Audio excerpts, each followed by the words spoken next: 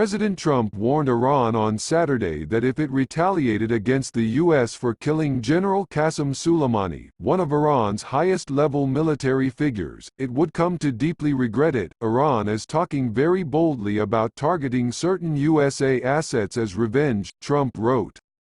Let this serve as a warning that if Iran strikes any Americans, or American assets, we have targeted 52 Iranian sites representing the 52 American hostages taken by Iran many years ago. In making such bellicose threats, Trump has resurfaced deep-seated wounds from the Iranian hostage crisis of 1979 to 81, even though 4 decades have passed since Iranian protesters stormed the U.S.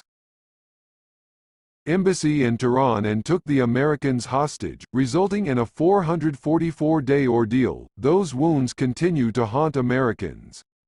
The crisis is viewed by many as a watershed moment that reshaped U.S.-Iran relations. The two countries cut off formal diplomatic relations in 1980 by raising the idea of targeting 52 cultural sites. It seems to me Trump wants to dig into the resentment that the American public has about the hostage crisis, said Ali Akbar Mahdi, a sociology professor at Cal State Northridge. The American public has not forgotten the trauma of that. It's always a reservoir that could be used for whatever political gain could be made from Iran.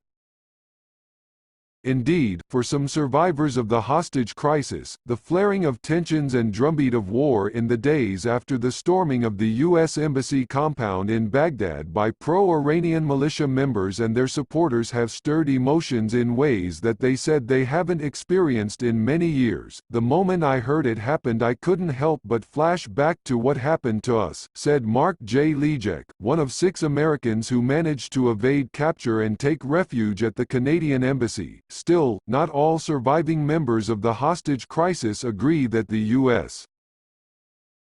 stands to benefit from Trump's assassination of Soleimani, the commander of the elite Quds Force, which carries out the foreign operations of the Islamic Revolutionary Guard Corps, melding intelligence work with a military strategy of nurturing proxy forces across the world. William J. Daugherty, a 72-year-old former CIA case officer who lives in Georgia, said he doesn't believe Iran's proxy war capability has taken a hit because of Soleimani's death. Soleimani has already been replaced.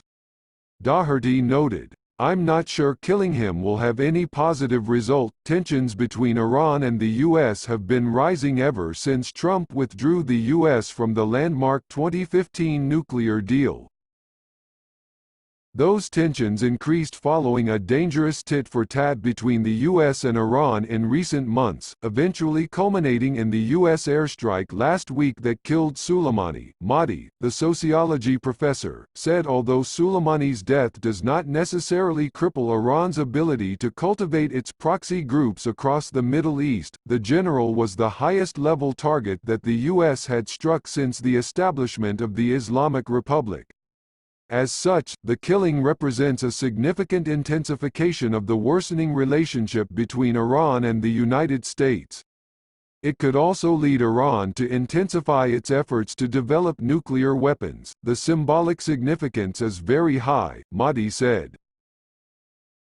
Indeed, the reverberations of Soleimani's death have swept the nation. Iranians are in the midst of 3 days of national mourning, and red flags have been raised throughout the country, a symbolic gesture meant to unify the country's most pious Shiites to fight back against the U.S. Those in the U.S. who have arguably been burdened most by the weight of recent events are Iranian Americans and survivors of the hostage crisis. For Lejek, the images from Baghdad of pro-Iranian militia fighters and their supporters storming the walls of the U.S. Embassy compound and setting a guardhouse on fire reminded him of that fateful morning on November 4, 1979, when, as a 29-year-old American Citizen Services officer, he watched Iranian protesters storm the 27-acre compound that surrounded the U.S. Embassy in Tehran. It put me back in that mindset, especially the first couple hours when you don't know what's happening. Days later, when news broke that the U.S. took out Soleimani, Lejek wasn't surprised by Trump's strong response. Part of me says, you don't miss a chance to get someone someone like him, he said of the general. Barry Rosen, who was a 23-year-old press attaché at the time when the U.S. Embassy in Tehran was overrun by protesters, said the recent events have felt like an emotional roller coaster. It's been the closest emotional feeling to 1979 for me given the fact that Iraq is so influenced by Iran, said Rosen, now 75. Rosen was at home in New York City watching NBC with his wife, Barbara, when he saw images of protesters attacking the U.S. Embassy in Iraq. I told my wife, not again, he said.